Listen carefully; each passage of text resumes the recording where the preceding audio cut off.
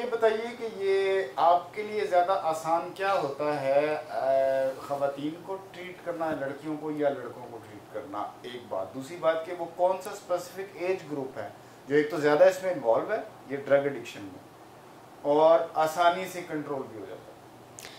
अच्छा, ये डिपेंड करता है अकॉर्डिंग टू द पर्सन। ये स्पेसिफिकली नहीं कह सकते कि ख़वातीन के लिए को डील करना आसान है या मेन को डील करना आसान है।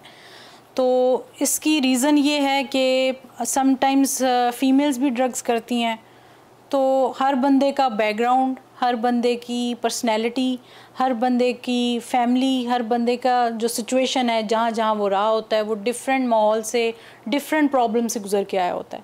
तो ये हम स्पेसिफिकली नहीं कह सकते कि मेल्स के साथ है। लेकिन जहाँ तक आपने एक पहले भी सवाल पूछा था ट्रीटमेंट के हवाले से कि ट्रीटमेंट के बाद कब ये रिकवर कर जाते हैं और कितना इनको फ़ायदा होता है, इसमें एक चीज़ बड़ी ज़रूरी है, अगर ये फॉलोअप सेशंस लेते रहें, ट्रीटमेंट के बाद भी जो काउंसलिंग सेशंस हैं उनकी ज़रूरत इनको पड़ती है, तो अगर उसके बाद भी लेते रहें तो उनकी प्रोग्रेस अच्छी जाती है। स्पेशली उन लोगों के लिए जिनको एडिक्शन है, बाकायदा एडिक्शन है।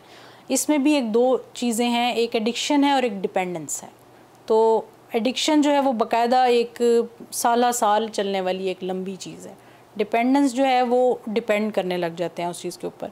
उसमें फिर ये भी चीज़ मैटर करती है कि कितना अरसा इनका ड्यूरेशन है और कौन सी ड्रग यूज़ की है, कौन सी क्वांटिटी यूज़ की है ड्रग की, कितना अरसा इस्तेमाल की है, कितनी बार इस्तेमाल की है। तो ये सारी फ्रिक्वेंसी, ड्यूरेशन, ये सारी चीज़ें इसमें आती हैं। उसके अकॉर्डिंग फिर ये डिपेंड करता है कि इनको कितना टाइम लगेगा, और वो फिर अगर उन चीज़ों को प्रॉपरली फॉलो करें तो बिल्कुल 95 से लेके 98% तक मैं कहूँगी कि ये पेशेंट रिकवर कर जाते हैं। बट उसमें फॉलोअप सेशन मस्ट है।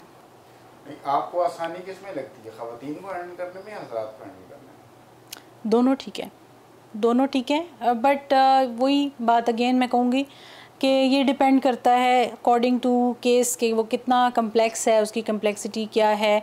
अगर थोड़े से कुछ पेशेंट्स ऐसे होते हैं समटाइम्स वो अपनी चीज़ें बताने में हेजिटेट करते हैं, वहाँ पे थोड़ी मुश्किल होती है। बट आहिस्ता आहिस्ता जब हम उनके साथ इतनी रैपो बिल्ड कर लेते हैं कि वो अपना वो भरोसा हम पे करने लग जाते हैं, फिर वो हमें अपनी सब कुछ बता देते हैं और आहिस्ता आहिस्ता वो चीज़ें उनकी भी कवर अप हो जाती हैं।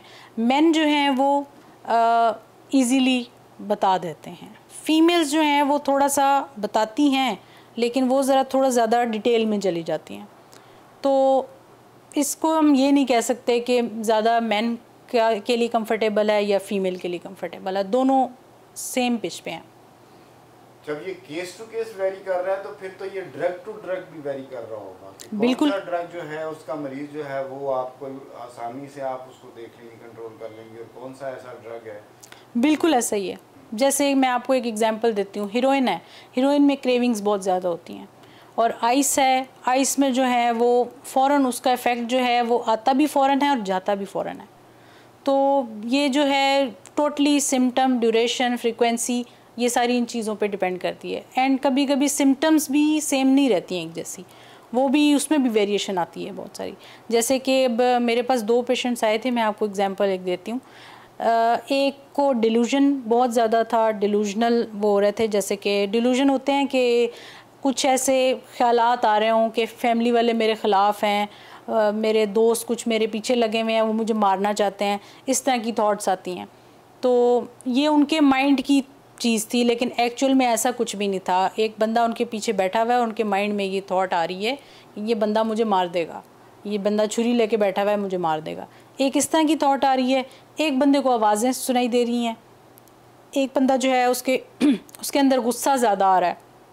तो ये चीज़ें जो हैं वो हर बंदे की अकॉर्डिंग टू द सिचुएशन ये वेरी करती हैं, according to the amount of drug उसने कितना यूज़ किया है, according to the frequency and duration.